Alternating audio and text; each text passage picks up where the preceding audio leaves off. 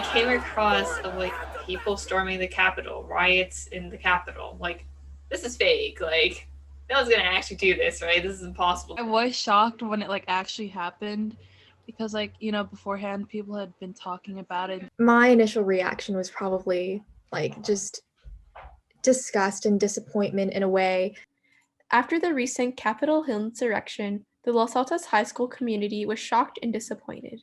Students turned to teachers for guidance, which begs the question, how should teachers respond to such historical events? We're kind of in a tricky spot as educators. Obviously we're educators in a public school. We have to know and understand that our students come from all different backgrounds with lots of different beliefs. I don't know how teachers should have responded because ignoring it completely sounds disingenuous, but also spending a day or like spending time talking about would also feel like a waste of time to classes who don't have a lot of time. I think it's going to, I don't want them to forget. I don't want them to put it aside. I think this is a huge moment in history. The ideal way that teachers handle it is different for every single student. Without any specific protocol, teachers need to be careful with the way they convey the Capitol Hill attacks to students. First of all, a teacher has to keep in mind what they're allowed to say and what not. It walks on a very tightrope of like, is this too political for this class? And like, what if a student reports to their parent, this is what my teacher was telling me, and it could be exaggerated. And now the teacher is going to complain to the school about this teacher. This could result in like a job loss. It could result in a lawsuit. I don't think we should be persuading. I don't think I should be saying, you got to hate all those kind of people. They're bad.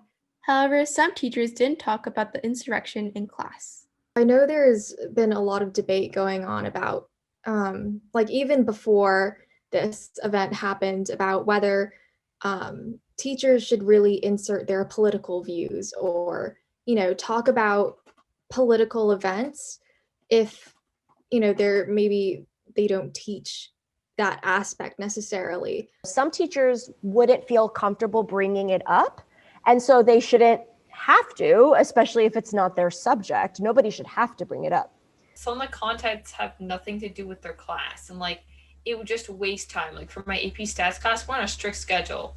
Like we've lost a lot of days due to COVID, and we have to prepare for this AP test, and he can't really stop and worry about, okay, what's happening, what disaster's happening in our country today. I think it's for more, STEM related classes that this hasn't been brought up as much. This is kind of like I don't know if this can be generalized, but just for me, I think it was probably my teacher's way of, I guess another way of providing stability. Teachers who were comfortable with sharing accommodated students to gauge their reactions. I just think given my background as an English and AVID teacher, I'm used to talking about, topics that are controversial, or that, there's a lot of different opinions on. I'm used to that. I feel comfortable having conversations like that and hosting a space for that. So because I feel comfortable and because what happened was such a major historic event, I felt that I wanted to give that space to talk about it. On Thursday, when my first period met, it seemed like no one was kind of with me. No one was really paying attention.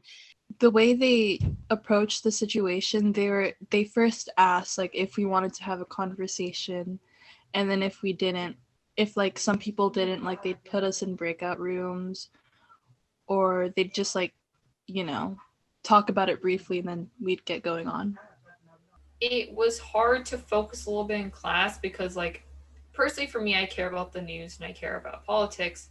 So I was kind of looking at the news constantly. The day after, I had them do a reflection, and I thought maybe we would have to talk through some of the facts, but I felt like they really understood what was going on and were asking the right questions and very thoughtful. And if they didn't know, they wanted to know. We did suspend the class. We did have an activity where they had to do something for Spanish, but it related to taking care of themselves.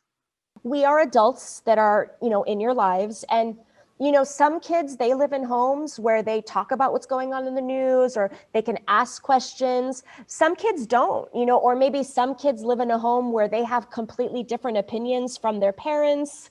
And so they don't feel safe talking about it.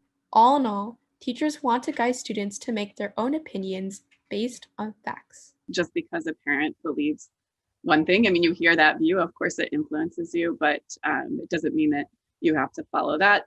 So I really want to teach my students to think for themselves, using the tools that we're giving you in the classroom to critically think about things and analyze what you're seeing, what you're reading. I think I want it to be a moment where they think, believe, and know that not everyone is like this, but that we do have problems, and that for me, they're the ones who are going to make this right.